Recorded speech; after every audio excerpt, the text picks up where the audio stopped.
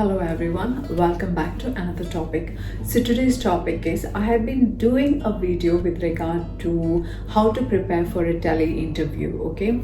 And I have done the topics with regard to interviews and 25 different types of interviews. Now is the time where a lot of organizations, especially multinationals, would be interviewing and conducting interviews for candidates, especially as part of the expansion plan for the new year, or they're coming up with new branches across the world. So they'll be conducting a lot of interviews. And so I have done interview or I've done I've done video module with regard to how to prepare for a tele interview. The link is below, do check it out. So when I was doing that particular interview, this thing came to my mind where I had an awkward interview, okay? So luckily I was blessed enough to attend a lot of interviews in my life, either as an interviewee or as an interviewer. So I have such such a bunch of stories that I could share here, which may be a little funny or which may be teaching a lesson to somebody out there, I don't know, okay? So this was a very interesting story and I thought I must share here because some people may find it a little interesting and out of the ordinary. So I just want to share an experience of me attending an interview as a candidate for a prospective job in an organization. It is a very it's a very highly acclaimed international brand, and if I say the name, I'm sure everybody would know, so I'm not mentioning the brand of that specific organization. So they invited me for an interview, and it was a interview whole day, okay? They had various stages for the positions, interview stages for the position. So there was an initial screening, testing, psychometric tests, a technical test, evaluations. So there were a lot of interviews before the final round of interviews. So a whole day I was spending there. Every half an hour I had to do an interview, then I had to do a test, I had to do an evaluation, then they had other tests. So after all those processes, I reached the final interview. Then I took a lunch break. Everybody took a lunch break in between. Then eventually the final screening was to be done by the VP of HR for the region, okay? The regional VP of HR was doing my final screening, and she asked me many questions and she was okay with all the questions, I suppose, at least from the answers and from the cues that I received from her. I believe she was okay with all the answers that I was giving until I reached this particular answer, okay?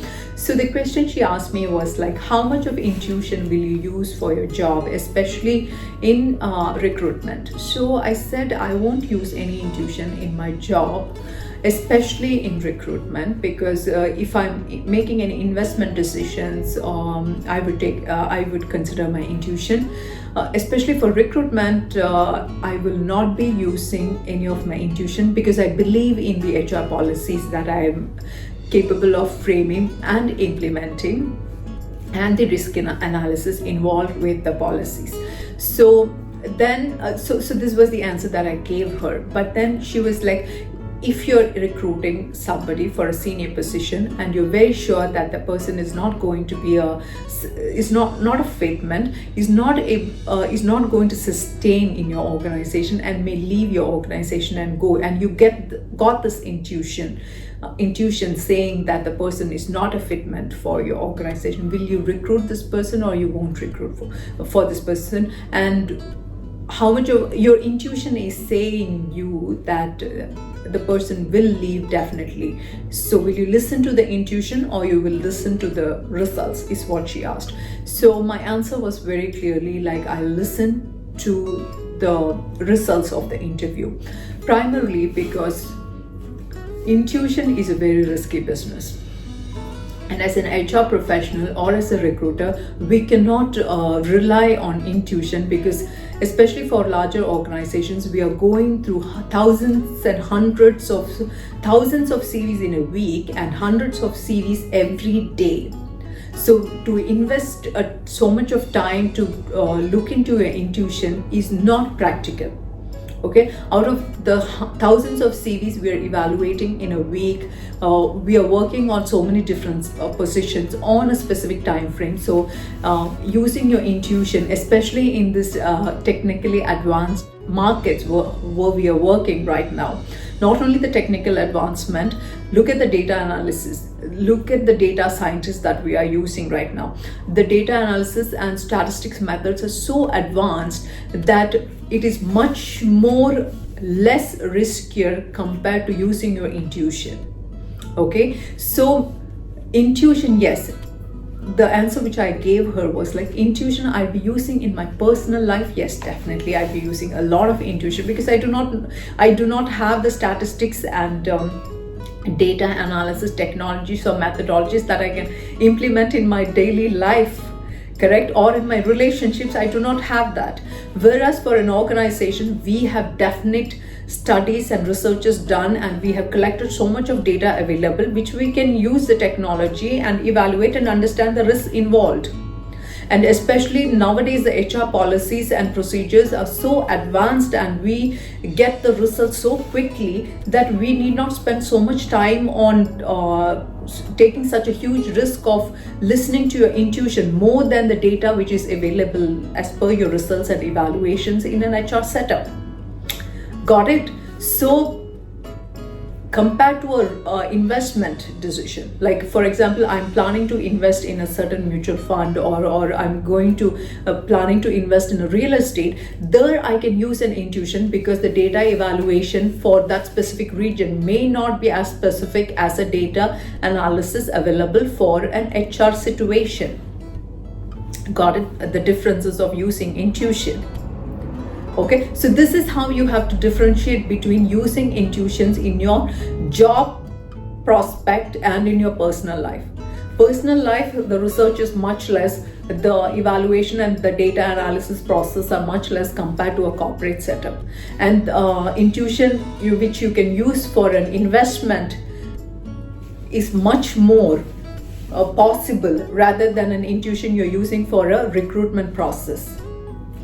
Okay, so you have to evaluate where you can actually fit your intuition, and if you're actually highly intuitive people, okay, or a highly intuitive person, only then this is applicable. Otherwise, the risk factors are much huge compared to if you go for a data analyzed research result rather than a data analyzed research result, or you go for an intuition, like you have a data available which is opposite to the intuition. Then any business situation, you have to listen to the results rather than the intuition. Okay, because the risk factor is considered to be so huge. Okay, and coming back to the HR factor here, especially in recruitment, when we are recruiting for positions, okay, we have specific budget and we have specific time frame to recruit for a specific position. So we try to go through at least 100 CVs, 100 relevant CVs. Okay, so before we go through the 100 relevant CVs, we have already shortlisted. We could have went through thousands of CVs over the weeks and months and made a database of CVs which are relevant to specific positions. So from that specific data bank, we go through 100 relevant CVs which are closely related to this specific position. Okay, out of the 100 CVs, we might interview 12 to 15 candidates. If it is a very important position, we may even go up to 20 to 25 candidates. If it's a very crucial senior position, and depending upon the availability of the candidates which are in line with the requirement. Okay, so after interviewing so many candidates, we try to shortlist the 3 best possible options for the specific position. So out of that, even if we have an intuition that 1 or 2 may fizzle out, we have the 3rd option.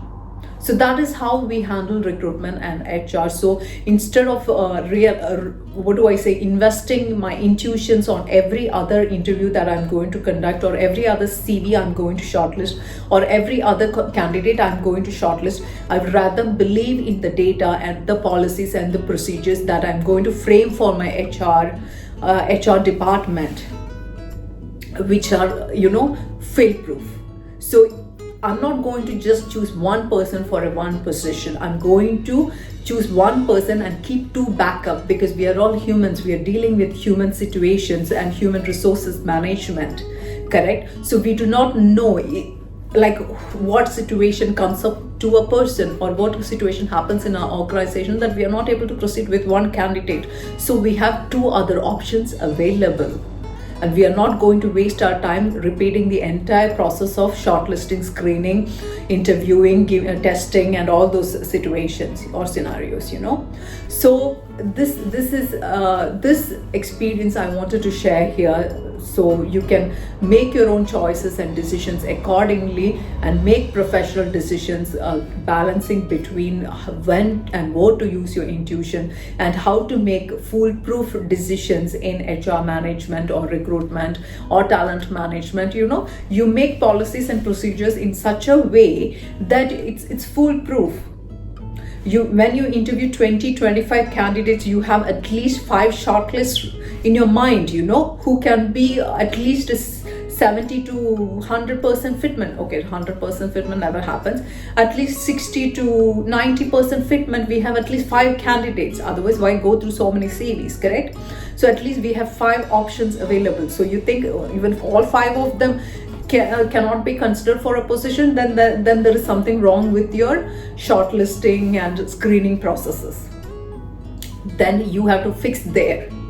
So rather than wasting a lot of time in intuition and trying to understand what your intuition is saying, make your HR systems foolproof, make your HR policies foolproof, and put in procedures which are feasible and foolproof. And okay, as I said, we are dealing with humans, so we have to make sure that every situation where there can be a high risk factor involved, you have backups.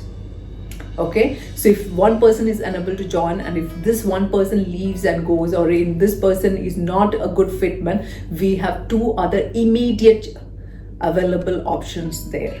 And if not that 2, we have another 1 or 2 options available again in the standby, where we can actually easily quickly pull out the CV, call them for an interview, and start. So this is how you have to handle certain interview situations or job situations related to where it's a very confusing scenario. How much of intuition do you use in a job? So I just wanted to share my experience of what came across when I attended a specific interview here. And I don't know how much of you have come across these kind of experiences in your lives. So if you have come across, please do share your experience here. I would love to hear from you. And as always, thank you for spending your time here. Until we meet next time, bye bye.